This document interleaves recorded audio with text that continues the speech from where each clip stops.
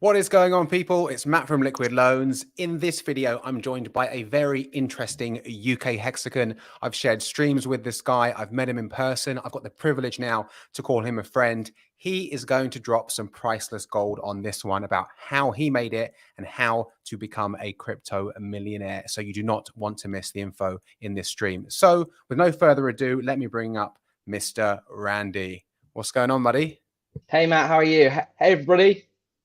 Good to see you, man. Good to see you. Thanks a lot for jumping on. I think we connected late last year and you like randomly jumped on one of my streams on my channel. And as soon as you started talking, I was like, I need to shut up and listen because this guy knows what he's talking about. And you're a young guy as well. And you've done very well. So it's very inspiring. I think a lot of people watching this are going to get a lot of value and glean a lot of good info. So yeah, thanks a lot for taking the time to come on. And for the people that don't know who you are, maybe you could give us a little bio and background about you and how you got into crypto and all that good stuff. So I basically did the same as everybody else, sort of heard about Bitcoin, got sort of involved by just literally following YouTube streams, just the usual sort of thing on that front. And then I just realized I needed to purchase, jump in. And I sort of made that error that everybody does, just aped into everything. It was ICO mania. Bitcoin was just, everybody was talking about it. So I ended up buying the 2017 top. And then literally I was just non-stop trying to get the next coin, ICO mania, until basically the price was just dropping and it was crazy. So you brought the absolute top of like 2017? I bought the absolute top and then rode it the entire way down. And what got you in? Was everyone talking about it? Were your mates buying Bitcoin? Like, yeah, happened? so some of my friends were buying, and then PulseX. Oh, Randy seems to have having some technical issues, so we'll wait till he comes back on. Sometimes this can happen on live streams. Maybe he's having a bit of an issue with it. Let's just say hello to the chat while we wait for Randy. Robert is in the house. It will be an interesting show. It already is. Randy's rugged us, unfortunately. He's had some tech issues. Sup, Jamie Cameron. Chiron, think I'm stoked for Liquid Loans more for anything right now. Yeah, I think a lot of people are, true DeFi, no admin keys, using your Pulse as collateral in a smart contract to gain liquidity while still holding, your crypto. How can you not be any more excited? Red Squirrel in the house. Yes, mate. Thank you for always jumping in the chat. Randy, cheers for the burger recommendation. No idea what that's about, but hello, Matt and Randy. Hey, Robert. Chiron, morning from Canada. Morning, Chiron. So, yes. Jamie Cameron, thank you. Yeah, let's hope Randy can make it back. Maybe something happens to his computer. Again, these are live streams. So sometimes, as we've seen many a time on live streams, people have an issue with connection and stuff. Everything was fine before we went live. So hopefully he can come back on. If not, it's going to be me waffling on for a bit and talking about what's going on. I mean, if we talk about what's going on in the markets while we wait for Randy, I think we are, I mean, Bitcoin is down today. Ethereum's down today. Everything's down like 4 or 5%. So it looked like Bitcoin was about to break out and everything was about to get kind of bullish. But at the moment, it looks like it's hitting its head on a 45,000. And obviously why I'm talking about this is because Bitcoin, Ethereum, and all those blue chip cryptos lead the market, right? We've seen a nice little pump in Hex. And obviously, I'm sure a lot of you watched Richard's stream the other day when he was on, was it Bitcoin Magazine? And that was interesting, wasn't it? But what I gleaned from that, obviously, he murdered the Bitcoin maxis. But what I gleaned from that is, Pulse Chain seems, well, according to him, maybe a month away or what's not. So obviously that's good news as we're all patiently waiting for Pulse Chain. Markets, I thought Bitcoin was going to break out and we were going to maybe enter some sort of bullish time, but it looks like, yeah, it's kind of like stopped here at 45,000. So let's see what happens. I think, the patience has been going on for nearly, was it 10 months? I just saw a video from Randy Hilarski talking about this, and there's so much pent up tension, like 10 months. Is it 10 months? About 9 months? When was it? July or August was the sacrifice phase last year. And I just saw a video from him talking about the Tron network and how that did 100x or 120x off from its launch in the first 90 days. And he says, why can't Pulse Chain do even more? So very exciting times. We're all patiently waiting. Looks like Randy isn't coming back to join us anytime soon. So let's jump it back into the chat. Landon, what is going on? Jay says Randy is the man. He is, but unfortunately he's having some tech issues at the moment. It happens. It does. Live streams, you're going to have issues when you're dealing with stuff like this, and internet and obviously connective issues with the camera. It can happen. Good evening from Rico. Bearded Saint says, what up? Big Philly Steak says, looking forward to seeing the fruits of some big liquid loan sacks made. RH says, next month for Pulse. Do you think that was a slip out in that debate he was in? I mean, I'm not sure. I mean, things are looking good, right? With the Pulse Chain testnet 2.5B. Is that what we're calling it? So things are looking good. Things are looking good with that. PulseX is working. Pulse is working. I'm not sure if you guys have played around with it. I've been playing around with it. I've been using the bridge, which I think, everyone should learn to do, right? You don't want to be behind the ball when things go live. So again, this is pure speculation, but from looking at testnet 2.5, I think Randy might be here. Hello, mate. Hey guys, I'm so sorry. The screen froze then. No worries, mate. It happens. Thanks for coming. 2 seconds. You're back. Because you were talking and suddenly it was just like boom out, and I was like, so sorry. That's all right. It's live. I'm back, baby. Morning from New Zealand. Morning, Morris. Haunted in the house. What is up, buddy? Someone's giving you props for a burger at the Bristol Hex meetup. What's that about? So a couple of weeks ago, we had the Bristol Hex meetup. So the guys came from London up north and showed them around Bristol. I took them to the best burger place in Bristol. Mate, it's a shame I missed that. So where were we? You were talking about how you brought the absolute top and who got you into it. Yeah, obviously, because these are closed loop reflexive systems, there's no base demand for us to buy crypto, is there?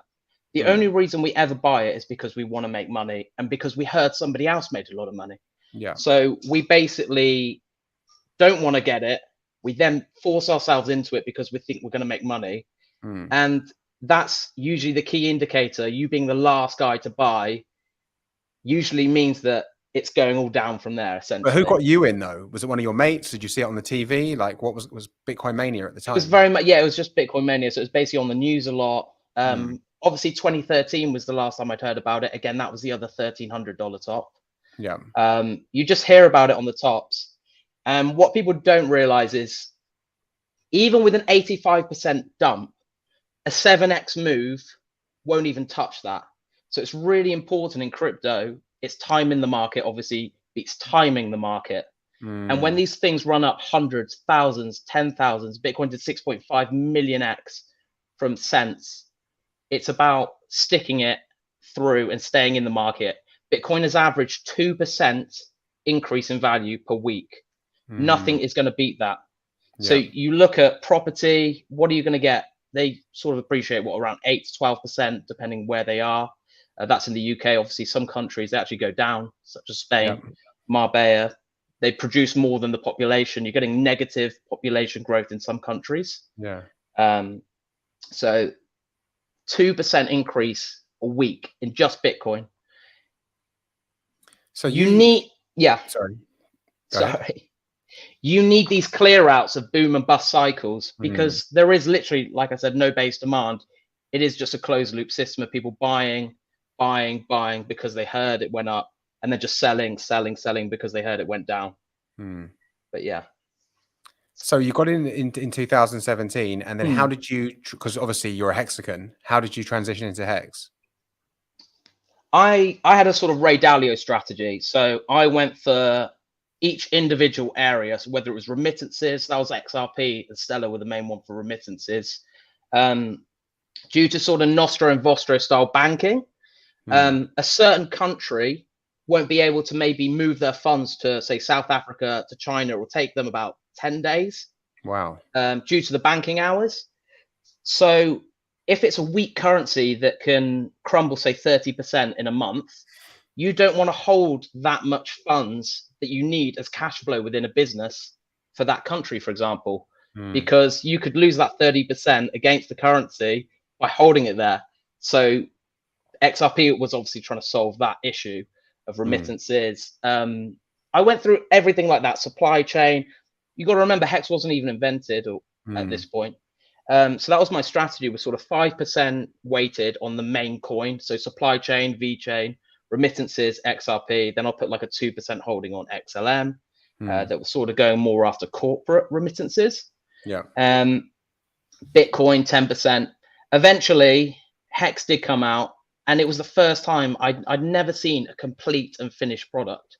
So everything in crypto is basically updated code, the highest level of risk through inflation bugs. Obviously, Richard preaches this like there's no tomorrow, but we know that that is the biggest issue. And the message also gets misconstrued and changes so many times. So often a coin is meant to do X, Y, or Z, and then they say, oh no, well, we're using it for faster payments, or we're going to change this. And it never actually works out being what it was meant to be. So we obviously know Bitcoin was meant to be digital cash, didn't work out. It was meant to be programmable money, obviously Omni, things like that didn't work, moved to Ethereum. Even Vitalik and the likes of Hoskinson and all those guys, they were trying to build on Bitcoin, and basically they couldn't. So yeah, well, I don't know where my thread was then. So we were going, so that's how you came. Well, obviously now you're a Hexagon and you're all in a Hex, but how did you found XRP first? You were doing different sectors, and then you found Hex, and you found it was a fully completed, project compared to the rest, which are normally promises, right? And the big issue I had was, I thought that because people were going to use its payment system, that it would be, the price would go up. So one coin I was very interested in at the time was Electronium. And the whole premise being, it was massive user adoption on the network based on app downloads and virtual mining. Yeah. But what actually ended up happening is they did have all the users, but those were all users that were virtually mining and then just net sellers. Whereas Hex changed the game in terms of teaching people that the best thing to do is to hold your money, earn yield, and just take those coins essentially off the market. And it's funny, when it used to be 4.5 average stake length, it's now 6.37, is it? Yeah. Years, 6.37 years as an average, and there's 30-day rolling stake, guys. And it was actually a bit lower recently, but the Hedron airdrop has forced the 30-day staker guy. So one of my friends does rolling big 30-day stakes. He's now done a quarterly ladder, forced himself to do it just to get that. I think it was the 8x bonus at the time. Obviously, it was 10x, but he had to wait. And then he was like, right, I need to get this 8x bonus on Hedron. So I feel like... So your mate's one of those guys who is selling the price down all the time? Wasn't doing it all the time, but he just liked the idea of having access to a lot of it. But then he was like, you know what? If I'm doing quarterly anyway, or like monthly, I'll just do the entire lot like that, and then get the bonus from Hedron. So I think Hedron has actually forced a lot of guys to lock up their coins a lot longer. I think it's done that. Yeah, a lot of people I've talked to, a lot of other Hexagons are like, I'm just doing longer stakes now so I can get that, lock in that, 10x, 9x, 8x is going down all the time. So obviously that's night and day from you going from buying the top to getting into Hex and doing very well. You've changed your life and you're a young guy. The great thing about the great thing and the key thing is to be consistent. You have to stay consistent. Do people pay into their pension once? No, they do it every single month. There's this mentality that you should just do this thing once. You're into your martial arts, aren't you, Matt? Yes, yeah. And consistency is key, isn't it? Yeah. So you need to be consistently putting money in the market, money in the market. Time in always beats timing. So staying consistent. And because it averages out, I mean, Hex has done an average of a double every 3 months. So it's done 13 doubles in 2.5 years. And that's exponential. People don't really understand exponentials. Our brains think more linearly. So if you double a penny 30 days in a row, just a penny, double it for 30 days, it's $5.5 million.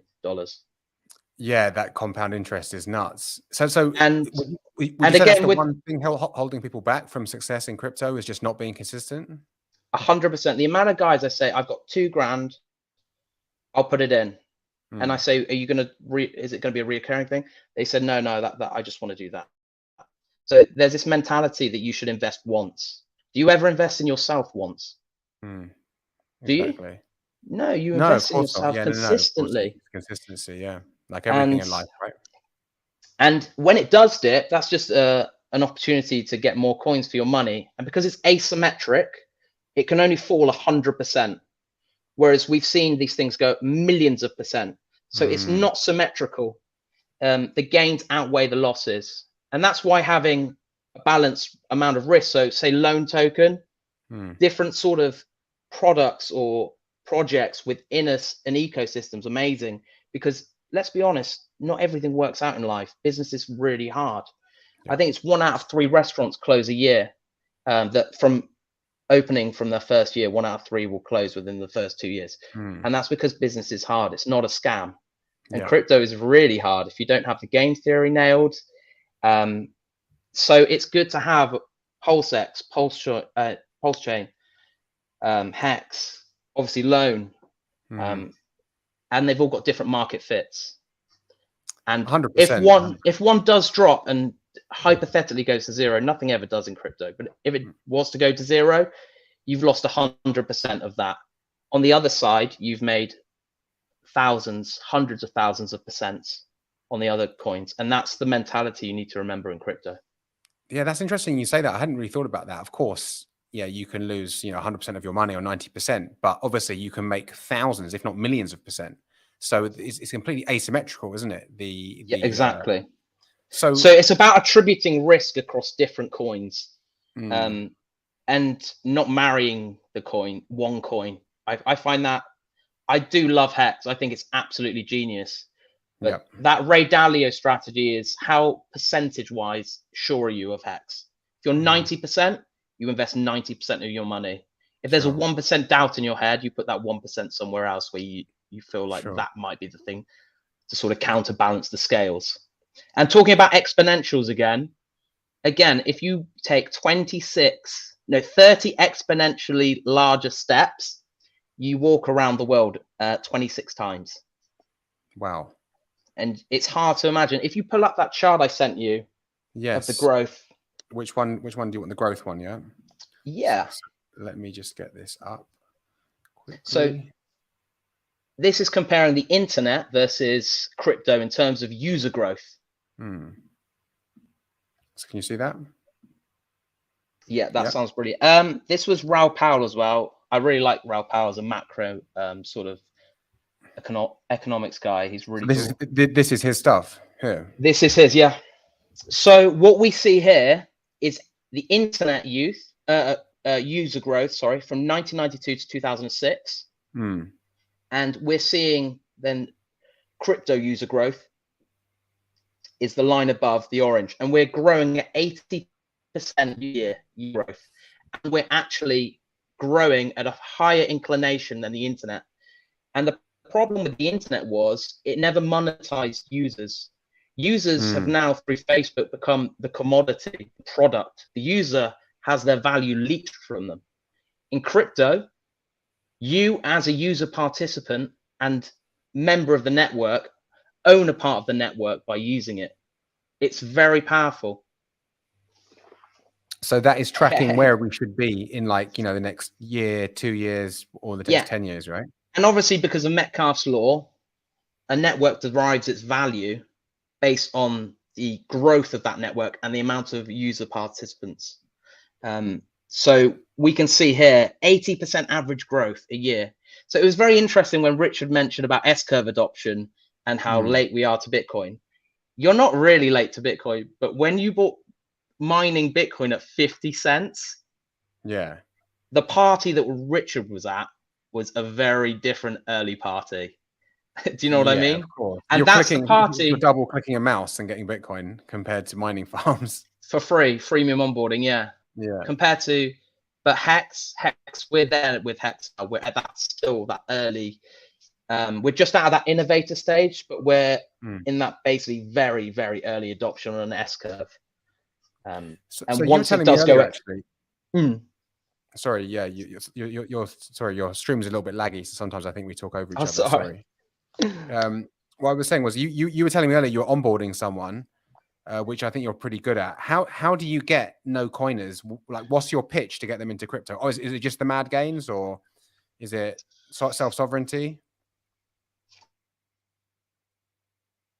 Sovereignty, to be honest, a lot of people don't. A lot of people don't understand that fiat currencies last 27 years on average, and there's 180 fiat currencies, and most of them, all of them, go to zero. They don't understand that. So self-sovereignty isn't really something people look for. I mean, you look at Ukraine, self-sovereignty was the key there. And we talk about it. There's 35 conflicts in the world right now. 500,000 people died in Yemen a couple of weeks ago. It's real, and people don't like to maybe talk about war. I'm not talking about it politically, but I'm saying self-sovereignty is so important when you want to move country, you want to protect yourself. You don't want to be aligned to one political sort of ideology of a state. And that I think that self-sovereignty is so important. But let's be honest, when we're onboarding people, it's just about the mad gains. And it's about maybe just a little bit. So own a little bit, and then they watch it. Then they do start to realize bloody hell, it's going up a lot. And then they force themselves to purchase and push the price when it's obviously going up rather than the dips. They want to sell. Yeah, of course. So you give them a little pep talk and like give them like you give them a little forecast of what's to come, right? There'll be some bad games, but there'll be some dips as well, and just to relax a little bit, right? I mean, I think the Rolexes and the diamonds help as well. Yeah, because exactly. when people see that you've done it, they sort of believe it's possible. And I do believe anybody could become a crypto millionaire within 5 to 10 years with consistent investing in the market. People just don't realize how high Hex can go. They really don't. I watched it go from nothing to do 10,000x. Like one $12 buy went to 100,000, and it's real. And I'm not willing to sell. I don't think people realize how rare T-shares really are in the network either. Yeah. I mean, did you know there's half as many T-shares as there are Bitcoin? Do you want me to? Should we pull up the other chart? The other? Yeah, let's do it. Let's do it. Cool. So let's have a look at this one as well. Sorry. So this one's about T-shares, and let me get this up. You see that? Oh God, that looks sexy. So talk us through this. So we're averaging at the moment between 1 to 2% increase in T-share price per Hex per month. So the number on the right-hand side is per year, and what the T-share price would be priced in Hex. And you think Hex right now is around 15 cents. It won't be this price forever. When it's in dollars, that will be how much it will be per Hex per T-share year on year. And the deflationary. Wow. We've got half as many T-shares in the system, about I think it's 10, 11,000 between that in the system right now versus 21 million. 10, 11 million, I'm so sorry, in the system versus 21 million Bitcoin. They're twice as rare as Bitcoin.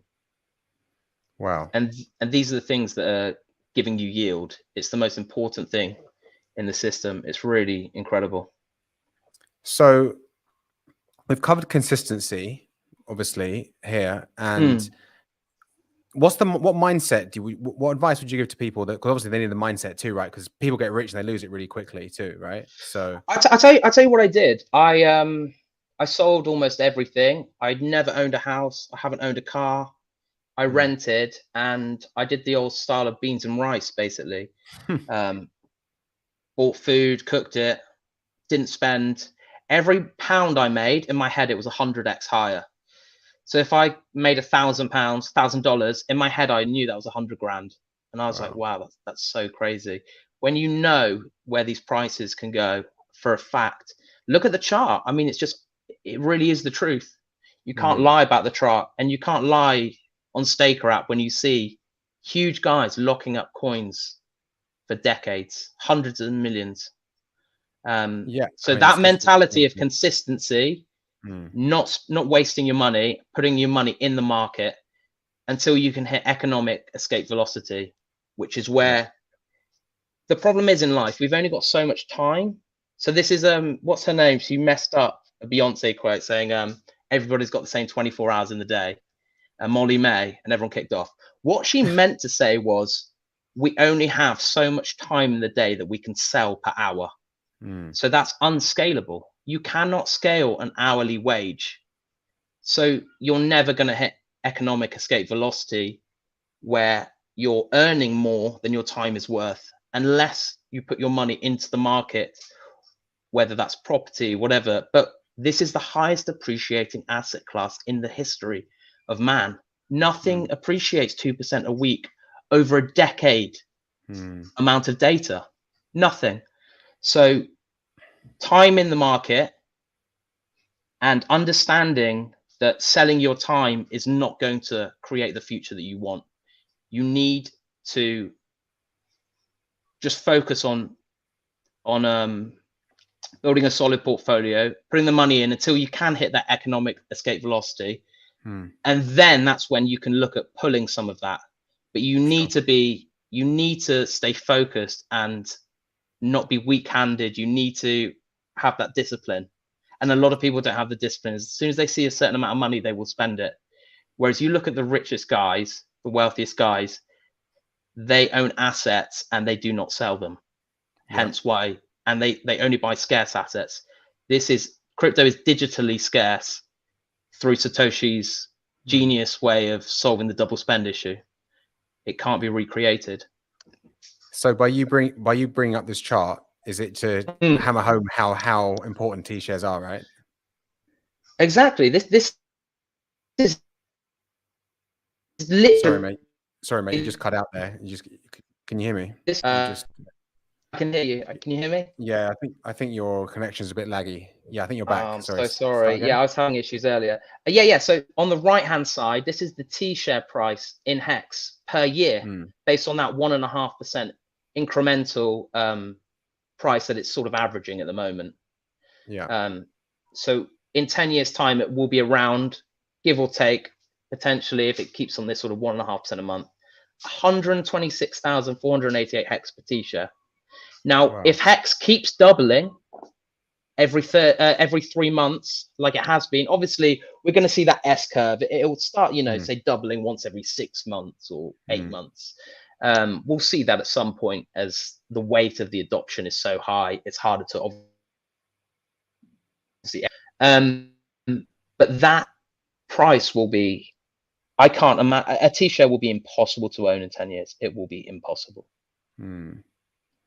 So what do you think? Obviously, are you there, mate? Can you hear me?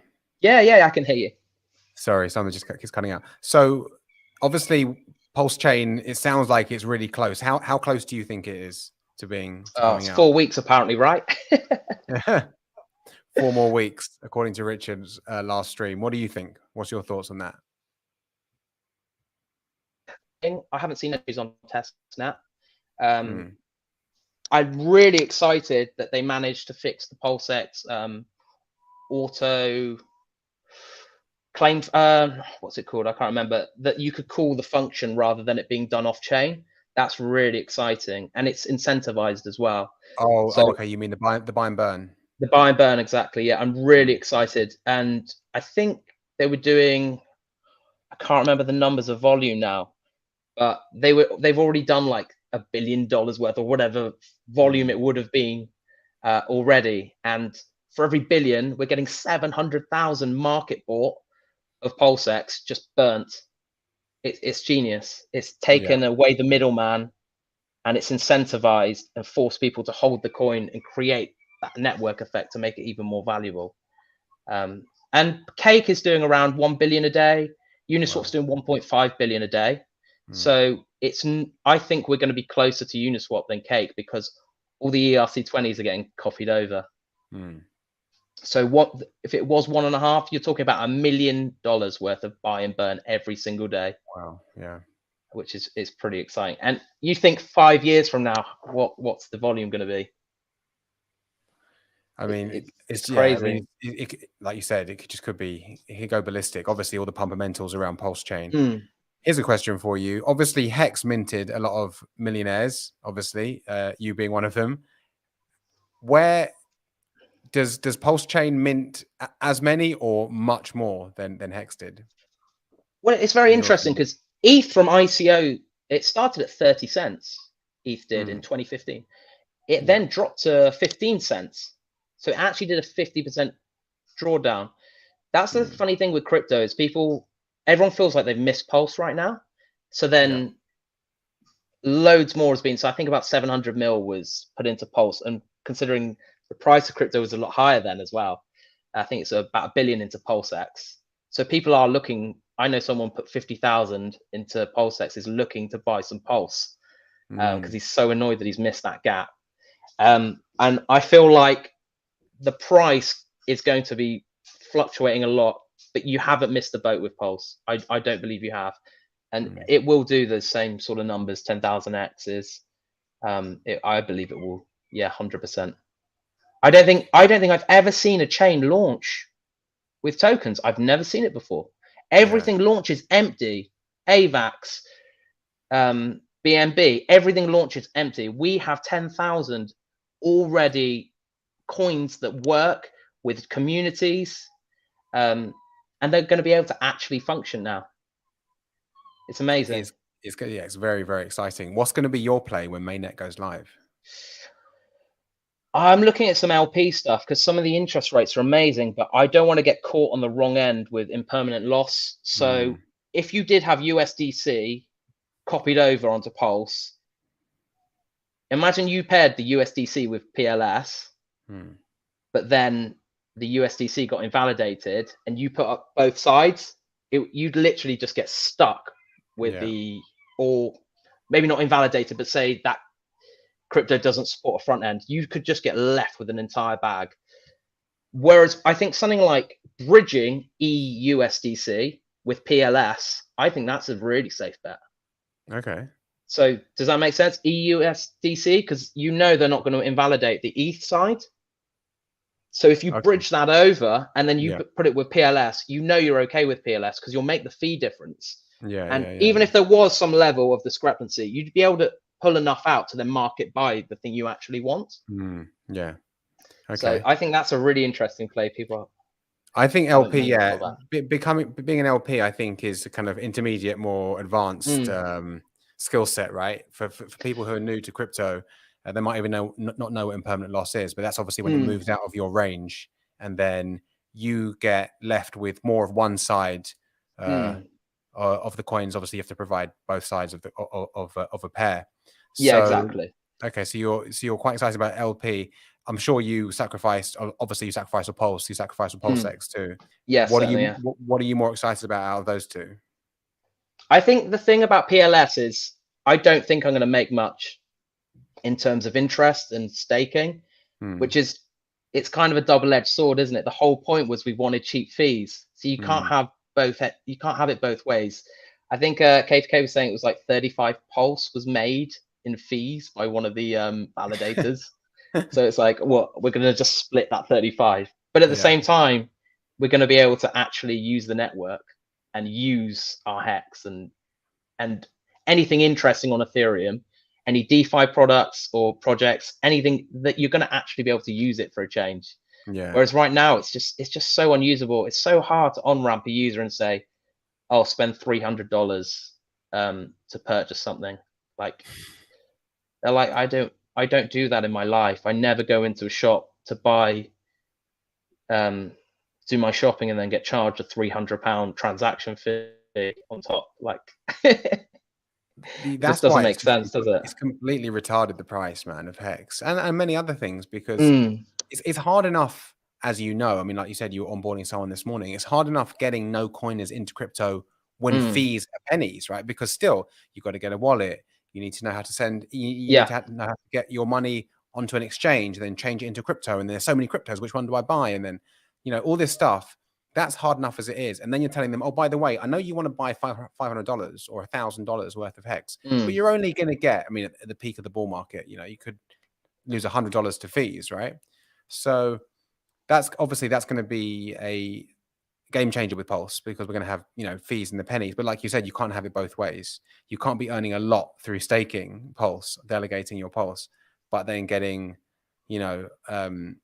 having cheap fees on the network. And I think a lot of us are so desperate for cheap fees, and that's just so attractive for now.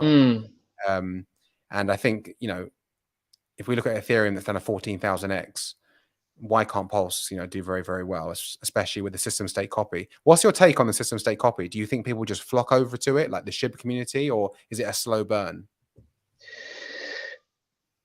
It's hard when you think how many people have those coins on exchanges that are noobs.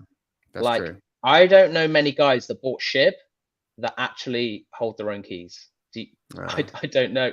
They bought SHIB on an exchange and it's left there. Which is it's kind of funny, isn't it? Because it is a meme, and then it's like that meme culture is even a meme of itself, of how useless they are at owning their own money. But I think for the guys that actually have taken off an exchange, it's a no-brainer. Why wouldn't you? I can't think of one reason why you would not change the network settings in MetaMask. 2 clicks. Like, I think it's going to be huge. And again, PancakeSwap, all these things were copies, and they got a lot of users on. I knew a lot of new guys that hadn't used crypto. They were all on Binance Smart Chain, and then they didn't see the point of using Ethereum, because they were like, the fees are absolutely insane. Why would I use this network? Now they've got the coins already. They will just use it straight away. Oh, you got free money. Okay. And we like free money. How much free money have we had? Like, I've had so much free money. It's amazing. and we're getting a copy of our Hedron. Yes. Amazing. Yes.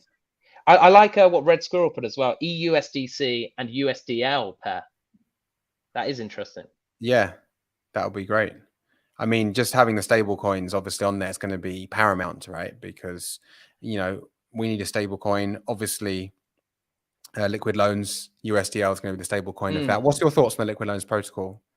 Are you going to be using it? I think it's a bit complicated with UK tax right now. So, yeah, I still need to get my head around it, because even like loan agreements, sometimes you're repurchasing. When you take a loan out, it's actually a purchase back. So you're agreeing a rate that you've actually sold your coins for, and then you're repurchasing at that rate. So it's technically a sale and not a loan. Okay. I Have you think checked that with a professional, tax professional? Or? I haven't, but I've in the UK Gov tax group, and then I reread my loan agreement on Celsius, and I was like, okay, that was a purchase. So I basically sold the coins, and but I've agreed a rate to repurchase. So I think there's a lot of new. Wouldn't it be a sell if you got liquidated? That would be the sell. But if you haven't, they're still in your custody. No, because they've gave me the USDC. If that makes sense. So I think there's a few nuances I need to learn about DeFi products. Well, it's meant to be coming out in the coming months. There's going to be more regulation and more clarity for ourselves in the UK in this regard. So I think that'll be really interesting. But I'm very interested in it. I think it's really exciting. I think the haunted strategy and Red Squirrel's sort of strategy, I can't even get my head around Red Squirrel's strategy. It's like so crazy. Man, you need a couple of days. When you see that chart, it's like, okay, let's sit down. Let's get a cup, like a pot of coffee, and then let's really study this, because there's been, I think he's got his version 3 out now, which I need to have a look. Yeah, I did have a look at that. Yeah, more into, but it's a bit of a mindful. Yeah, Hexycat says, yeah, you're putting up collateral which you haven't sold. So that's why I think you should look into it more, because debt is not taxed in most places in the world, right? Because if you tax debt, you'd have to tax mortgages, you'd have to tax credit cards, you'd have to tax anyone who gets, anything. Because obviously when you get a credit card, you're spending the money, but obviously it's not yours. And so I would look into that. I think the nuance with them was it's a purchase agreement. Okay. So you've sold it, but we'll agree to sell it back to you at that rate. I think that was the nuance with it. Red Squirrel says HMRC class it as a disposable, but you don't lose custody. It's not taxable. But yeah, obviously everyone needs to do their own research where they are. Yeah, 100%. But yeah, man. I checked with my accountant. My accountant said it's fine. But I've seen Okay, other cool. people say they've spoken to their accountant and they think it's different. So well, it just stops obviously what people have done for you know the good part of the last decade, which is sell too early, right, and then regret it further down the line. Yeah, 100%. Yeah. No, I'm really excited for it. I think there's a lot of interesting things, especially if you could explain to me some of the pools you can set up as well, with the sort of loan dollar. So there's two places you can park. Obviously, the Liquid Loans protocol is a borrowing and a borrowing and lending protocol where you lock your pulse as collateral in a smart contract and mint yourself USDL.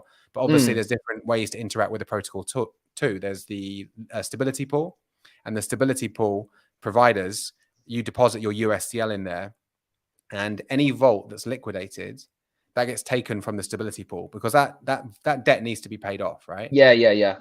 Every debt needs to be paid off. So if someone is around 100, let's say somebody comes into the system and they collateralize very riskily, right? Very risky. They go to 111%. And then suddenly the market moves against them. Now they're at 109%, 108%. They're up for liquidation. Somebody goes and sees that vault is up for liquidation. They press the button because someone has to manually do that. Yeah. And then that vault is now liquidated and money's taken from the stability pool. So if you're a stability provider, let's say Randy, you've put in a certain amount of USDL. Yeah. You maybe you're one of 1,000, right? So a little bit of your USDL is taken out to pay off that loan along with everyone else, right? Proportional to their size in the stability pool. When that loan's paid off and that debt is closed now, that pulse from that vault goes back into the stability pool and is divided amongst the stability providers. Yeah. So basically, whenever you're a stability provider, you're long on pulse because what you're going to do is every time there's a liquidated vault, you're going to lose a bit of your USDL, but you're going to gain back pulse and you'll be in a net gain. Yeah. It's around probably 8% plus net gain. So every time someone gets liquidated and you're in the pool as a provider, stability provider, you sacrifice or you give a bit of USDL to help pay off that debt, but you get back pulse, and that's more pulse. Around 8% it should be. And you continue. And I'm just saying, also as a stability provider, you get rewarded with the loan token as an incentive to be in the pool because there's not going to be liquidations all the time. You know what I mean? No. So you're rewarded with the loan token, and then the loan token you can put in the loan staking pool. But sorry, what question were you going to ask? Yeah, I was going to say, which APIs will you be using, or will it be more of a direct feed to say something like PulseX, or will it be multiple oracles, data sources? How does that work? It's going to be multiple things, right? You don't want to pull from just one place in case obviously something happens there. But it's going to be probably a mix of things like PulseX, some other oracles. Obviously, we trust obviously Richard and obviously his price feeds. So it's going to be multiple different places it's going to pull from and then aggregate that, right? So even if one place has a very suspicious price or a scam wick or something, which are normally on centralized exchanges, and we're not going to be pulling from something like that, then we're going to aggregate that, and obviously it will cancel out anything that doesn't make sense. So obviously I'm not a dev and I can't explain the exact but it'll be PulseX and it'll be multiple places and it'll be oracles as well, and then it'll be aggregated. And so and also another thing is that people get worried about is like flash wicks or scam wicks and stuff. That doesn't happen. That's what I was sort of wondering as well. That happens on centralized exchanges, right? Where the order book's controlled by the centralized entity. Yeah, of course. You don't see those on dexes, and you don't see the foundation currency of a blockchain dropping by 90% in one day either. So as long as people over collateralize, which is at least over 150, 150%, but to be safer 250 or 300, then you'll be fine. And if the market starts to move against you, then obviously keep your eyes on the market, which I think everyone watching the stream, including me and you, check the markets every day, right? And if you see the market moving against you, then you make some you add to your position, basically. Exactly. So, and sorry, just to finish off, then you have the loan staking pool. So for the people that are stability providers, they get rewarded in the loan token. They can stick that in the loan staking pool, and then anyone that uses the system, you collect the fees. So there's a fee to open a loan, and there's a fee to redeem Pulse for USDL. And anyone who does that pays a small fee, normally 0.5%, and that goes to the loan stakers. So it's a community bank. So it's the community run the bank, and they get rewarded for providing stability to it. So yeah, very interesting. Services of a central bank and a commercial bank without the middleman. Perfect. Exactly. There's no central authority. It's, you know, we've taken the core tenets of DeFi, and Richard Hart has taught us well. You know, no admin keys, immutable. You know, once this thing's running, we can't change it. So obviously everything needs to be done properly. Obviously all audits will be out before it goes live. But yeah, man, it's just so exciting that we have this new ecosystem, which obviously Richard Hart is leading, and all these different projects like Liquid Loans, like Hedron, like Mintra, they're all being built, and they're all copying that, you know, ethos. the ethos, exactly. Where a lot of cryptocurrency projects say they're DeFi and they're not, as you know, right? Yeah, people don't realize that real risk of admin keys. They can just shut things off or invalidate coins, and it's basically centralized as hell. Absolutely. Yeah, absolutely. What are your tips for staying safe in crypto? Because you've been in here for a while now, and I'm sure you know your stuff about hardware wallets and safety. I've got a few here actually. Titanium plates. You need titanium plates. They're fireproof, water resistant. Yeah. Then you need jeweler's block, hammer, and all the sort of imprinting things. So it's a little bit arduous. It takes time, but it's something that's essential, I'd say. I don't leave my seeds in my hardware wallets either. So once they're out, I factory reset them every time. I've got so many of these because any family member, I force them. I make sure it's on a titanium plate. Then I've got another strategy I call A/B strategy. So because obviously you don't want your seed words compromised, I put half of them as an A, the other half is B. So say it's 24 words, 12 on A, and I have 2 copies of A. So the first 12 words, A, I then put them to 2 separate locations. So that if any, and then I do the same with 2 Bs. So those are the second 12 words in 2, again, separate locations. So 4 different locations. So if one gets compromised, an A, they can't do anything. They need the B. But obviously they're at such different locations, the odds of that are, they won't be able to find it. So even if I got wrench attacked, there's no way for anybody to take my seeds away from me. And what do you mean wrench attack by that? What do you mean? A wrench attack is when someone just comes in with a wrench, basically, and tries to. Oh, okay. Oh, sorry. Okay, yeah. That's like the phrase. It's called wrench attack. Wrench attack. So even if someone, sorry. No, carry on. Sorry, Karen. How do you take the C words out of a treasure? You can just factory reset it. There's an option in the settings. You just set to factory reset, and then that's it pulled. And then if you want to do it, obviously want to use it again, you just put the seeds back in, right? Exactly. Yeah. I just put them back into a device at some point, because I believe they are hackable. I think Trezors are hackable, from what I remember. Obviously it's ridiculously hard. You have to be a specialized person to do that. But I do leave them lying around, so I just rather that they don't be seeds in them. And then when I do need to do something, I've got to go to other places and get those. I think the biggest thing is don't give your seed phrase to anyone. I still think newbies get rugged with this one. There's levels to it, obviously. Like you'd say, don't necessarily create your seeds on MetaMask and then have them on the screen in case you got someone viewing the device, or you got a keystroke logger and then you're typing into a computer. There are like so many degrees, but once you get to a certain amount of wealth, it's not just about wealth generation, it's about wealth preservation. So you want to preserve what you've made, and you have to be smarter and think about these things, because if you don't care, somebody else does, and they will try and steal your money. But I think the A/B thing is amazing. I think it's really important. I think that's great, because if someone gets half your seed phrase, they can't get the other half. Yeah, and you still know you've got another copy of the A or the B somewhere else, so you're okay as well. It costs I think about £200 for a vault box in a vault. So that's like £800 if you're going to do 4 different vaults around the country. But I think it's a good investment. Awesome, man. Awesome. So let's just go, before we wrap up, let's just go over the core tenets. Number one, it's consistency, right? To become a millionaire. 100%. Yeah. Consistency. Number 2, the mindset is obviously, what was the Ray Dalio mindset, right? You find a good one and you go in a certain percentage, or 90%. What was that? Yeah. So I'd say the most important thing is do it today. Time in the market beats timing. Be consistent. And live like you've got no money, because you don't have any money, and you don't want to be working and spending all your time for the rest of your life selling your hours. Your hours are the most scarce thing you have in your life. You only have a set number of them.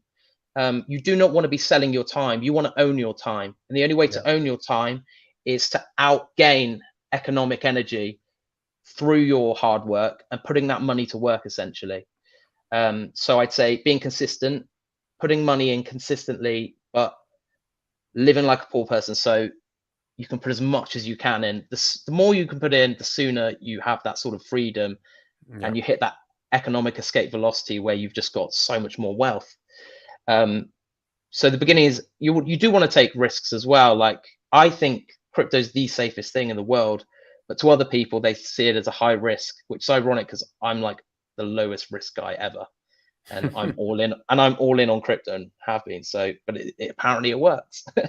And then to finish it off, once you've got, you've had your time in the market, you've lived on rice and beans, wealth generation, and then wealth preservation. Wealth preservation. Then it's the security, and then it's getting your hardware wallet, getting those. I think that's a really good tip as well. Just to reiterate that, guys, he's saying use don't just write your seed phrase down on paper, back it up on metal or steel, and then split those up.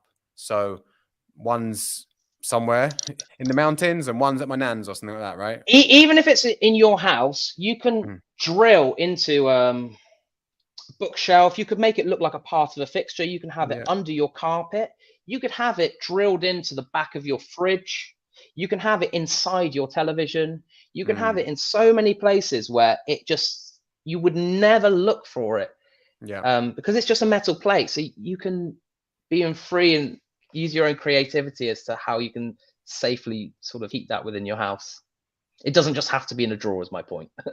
Awesome, man. Thanks a lot for your advice. So listen, thanks for coming on, mate. Where can people find out more about you? Just follow me on Twitter at Oswald. Yeah.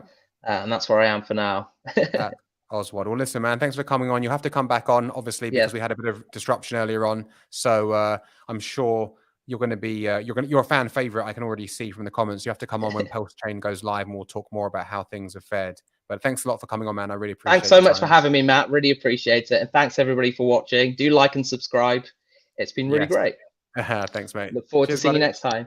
Thanks, guys. Take care. Randy, what a legend. Crypto millionaire, dropping the alpha for you guys. A young guy as well who's done really well. Time in the market, live like a pauper, and then protect your wealth through obviously backing up your hardware wallet, your seed phrase, and doing all that good stuff. Guys, if you like content like this, do hit that subscribe button and that bell icon so you're notified every time we drop new videos and content on the channel. You can also share the video with someone who you like. Tap the like button, and if you're watching the replay, maybe drop a cheeky comment below for the algo. It does help us out. Thanks a lot for watching, and I will see you on the next one. Peace.